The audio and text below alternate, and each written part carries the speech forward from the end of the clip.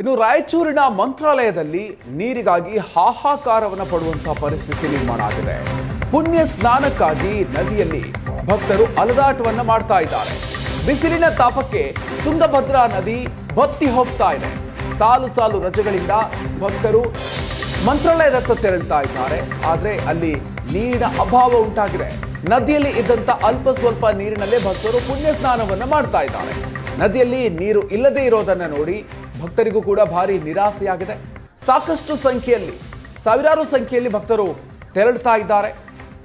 ಬೇಸಿಗೆ ರಜೆಯ ಹಿನ್ನೆಲೆಯಲ್ಲಿ ಸಾವಿರಾರು ಸಂಖ್ಯೆಯಲ್ಲಿ ಭಕ್ತರು ತೆರಳುತ್ತಾ ಇದ್ದಾರೆ. ಆದರೆ ಬಿಸಿಲಿನ ತಾಪಕ್ಕೆ ತುಂಗಭದ್ರಾ ನದಿ ಬತ್ತಿ ಹೋಗಿದೆ.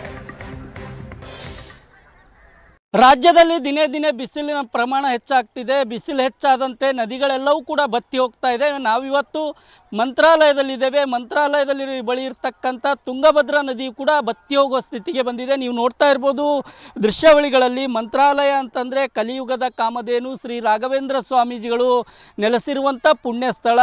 ಹಾಗಾಗಿ ಮಂತ್ರಾಲಯಕ್ಕೆ ದಿನನಿತ್ಯವೂ ಕೂಡ ಸಾವಿರಾರು ಭಕ್ತರು ರಾಜ್ಯದ ಮೂಲೆ ಮೂಲೆಗಳಿಂದ ಆಗಮಿಸಿ ಮಂತ್ರಾಲಯದ ಬಳಿ ಇರ್ತಕ್ಕಂಥ ತುಂಗಭದ್ರಾ ನದಿಯಲ್ಲಿ ಪುಣ್ಯ ಸ್ನಾನವನ್ನು ಮಾಡಿಕೊಂಡು ರಾಯರ ದರ್ಶನಕ್ಕೆ ಹೋಗುವುದು ವಾಡಿಕೆ. ಆದರೆ ಈ ವರ್ಷ ಬಿಸಿಲು ಹೆಚ್ಚಳ ಆಗ್ತಾ ಇರೋದರಿಂದ ನದಿಯಲ್ಲಿ ನೀರಿನ ಪ್ರಮಾಣ ದಿನೇ ದಿನೇ ಇಳಿಕೆ ಆಗ್ತಾ ಇದೆ. ಹೀಗಾಗಿ ಮಂತ್ರಾಲಯಕ್ಕೆ ಬರುವಂಥ ಭಕ್ತರು ತುಂಬ ನಿರಾಸೆಯಿಂದ ಎಲ್ಲೆಲ್ಲಿ ನೀರು ಕಾಣುತ್ತೋ ಅಲ್ಲೆಲ್ಲಿ ಹೋಗಿ ಸ್ನಾನವನ್ನು ಮಾಡಿಕೊಂಡು ಬರ್ತಾ ಇದ್ದಾರೆ.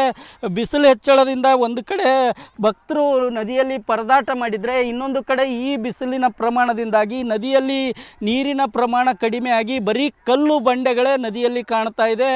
ಎಲ್ಲಿ ನೀರು ನಿಂತ್ಕೊಳ್ಳುತ್ತೋ ಅಲ್ಲಿಗೆ ಕುಟುಂಬ ಸಮೇತರಾಗಿ ಮಕ್ಕಳನ್ನು ಕರೆದುಕೊಂಡು, ವೃದ್ಧರನ್ನು ಕರ್ಕೊಂಡು, ಯಾಕೆಂದರೆ ಈಗ ಶಾಲಾ ಕಾಲೇಜುಗಳಿಗೂ ಕೂಡ ರಜೆ ಇರೋದರಿಂದ ಕುಟುಂಬ ಸಮೇತರಾಗಿ ರಾಯರ ದರ್ಶನಕ್ಕೆ ಭಕ್ತರು ದಂಡು ಹರಿದು ಬರ್ತಾ ಇದೆ. ಬಂದಂಥ ಭಕ್ತರು ತಾವು ರೂಮ್ಗಳ ವ್ಯವಸ್ಥೆ ಮಾಡಿಕೊಂಡ್ರೂ ಸಹ ಪುಣ್ಯ ಸ್ನಾನವನ್ನು ನದಿಯಲ್ಲೇ ಮಾಡಬೇಕು ಅಂತ ಆಸೆಯನ್ನು ಇಟ್ಕೊಂಡು ಬರ್ತಾರೆ. ಮಕ್ಕಳನ್ನು ಈ ಬಿಸಿಲಿನ ಬೇಗೆಯಿಂದ ತಪ್ಪಿಸ್ಲಿಕ್ಕೆ ನದಿಯಲ್ಲಿ ಆಟ ಆಡಲಿಕ್ಕೆ ಎಲ್ಲ ರೀತಿಯ ಆಸೆಗಳನ್ನು ಇಟ್ಕೊಂಡು ಬರ್ತಾ ಇದ್ದಾರೆ. ಆದರೆ ಮಂತ್ರಾಲಯಕ್ಕೆ ಬರುವಂಥ ಭಕ್ತರಿಗೆ ಎಲ್ಲೋ ಒಂದು ಕಡೆ ನಿರಾಸೆ ಆಗ್ತಾ ಇದೆ ಅಂತ ಹೇಳ್ಬೋದು. ಯಾಕೆ ಅಂದರೆ ಸದಾಕಾಲವೂ ಕೂಡ ತುಂಬಿ ಹರಿಯುವಂಥ ಮಂತ್ರಾಲಯದ ಬಳಿ ಇರ್ತಕ್ಕಂಥ ತುಂಗಭದ್ರಾ ನದಿಯಲ್ಲಿ ಈಗ ಬರೀ ಕಲ್ಲು ಬಂಡೆಗಳು, ಅಲ್ಲಲ್ಲಿ ಮಾತ್ರ ಸಣ್ಣ ಸಣ್ಣ ಪ್ರಮಾಣದಲ್ಲಿ ನೀರು ಹರಿತಾ ಇದೆ.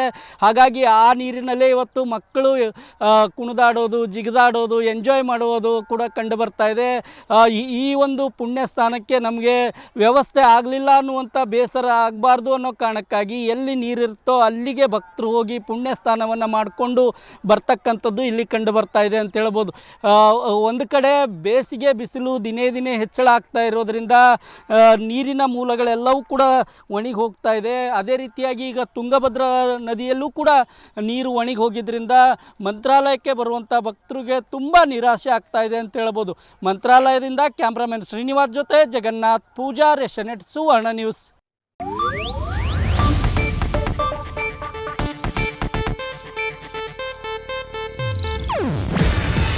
ಇದು ಏಷ್ಯಾನೆಟ್ ನ್ಯೂಸ್ ನೆಟ್ವರ್ಕ್ ಪ್ರಸ್ತುತಿ.